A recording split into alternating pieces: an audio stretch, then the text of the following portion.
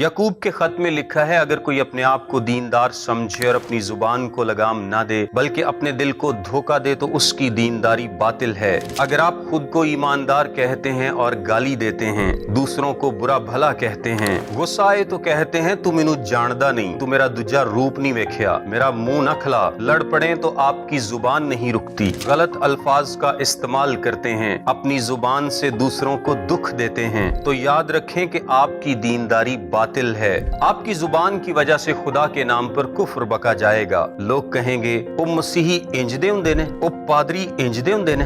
आप अपने दिल को धोखा दे रहे हैं, आपकी दीनदारी बातिल है। कलाम में लिखा है, कोई गंदी बात तुम्हारे मुंह से ना निकले बल्कि वही जो जरूरत के मुआफिक तरक्की के लिए अच्छी हो, ताकि उससे सुनने वालों पर फजल हो। फिर कलाम में लिखा है, तुम्हारा कलाम हमेशा पुरफजल और नमकीन हो। मसीही कहलाना चाहते हैं तो मसीह जैसी जुबान रखें। और आपको पता है मसीह की जुबान कैसी थी?